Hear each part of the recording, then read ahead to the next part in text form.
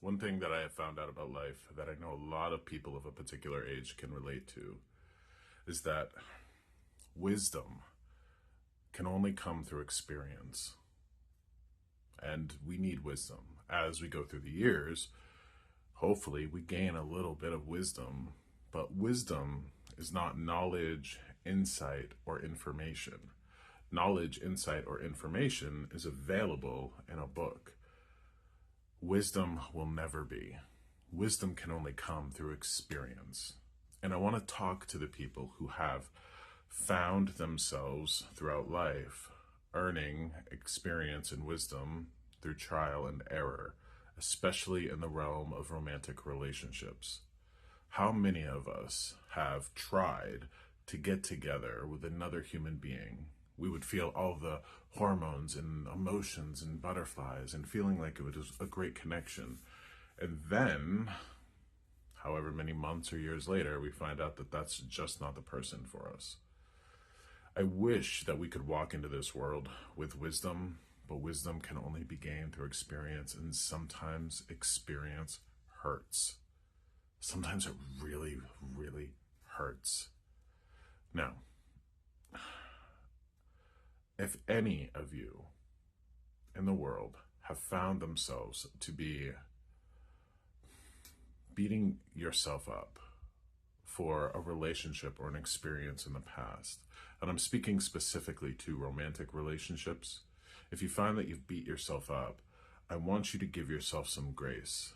Because if you did make a mistake and you learned from it, you didn't actually fail. Whenever we learn, we haven't failed. We fail when we don't learn and we repeat those situations and experiences and relationships over and over and over again. Eventually, we get wisdom and we understand that we're not worth that, we can't put up with it, what have you. But if you did have a part of your life where you made the wrong choice about another human being, I want you to give yourself grace because you only did so because you wanted to be loved. You wanted to be loved. If you made a mistake in your life because you were seeking to be loved, why would you beat yourself up? You just wanted to experience what our souls want to experience, what our bodies are biologically compelled to experience. So don't beat yourself up. Now,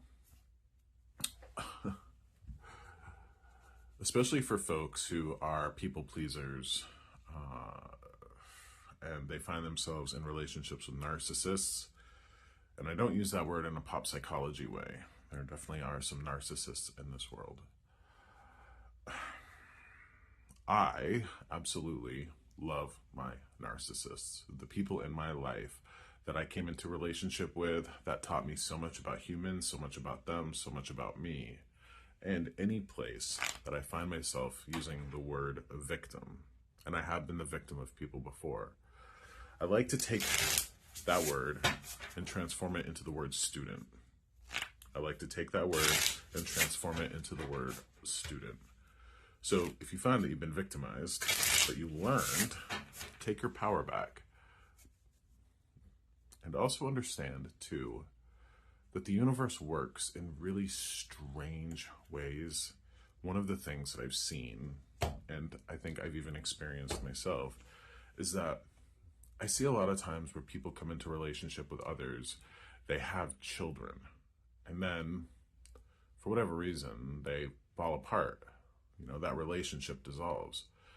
What I've seen is that fate and destiny, source, God, whatever you want to call it, has a really particular way of bringing people together, making them cross paths. Then they have children, they bring souls into a world, and then that relationship has served its purpose. They brought kids into the world, those souls are here, that relationship served its purpose, and then it's supposed to dissolve. So that's a big picture sort of situation. Let's see what Tarot has to say around this idea of wisdom, learning, experience, all of that. The Page of Wands. Pages are youthful. Wands are fire. Sometimes we have to play around with fire. Sometimes fire can keep us warm. Sometimes fire can burn our house down. But if love and passion, and the wands represent passion, if Passion is something that you're interacting with. Sometimes it's going to keep you warm, sometimes it's going to burn you. But you have to learn along the way to get that wisdom. Most importantly, if you don't take anything away from this message, I want you to make sure that you're kind to yourself, that you have grace for yourself, that you know that you did the best you could with what you had at the time. You did the best you could with the limited amount of experience and wisdom that you had. And if somebody else had walked that path, I'm sure you would not want them to beat themselves up. So find kindness for yourself, especially when situations were painful.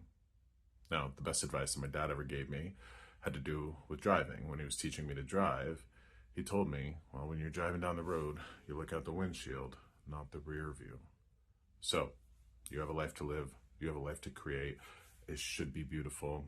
Stop looking in the rear view, look in the windshield, and see where that gets you.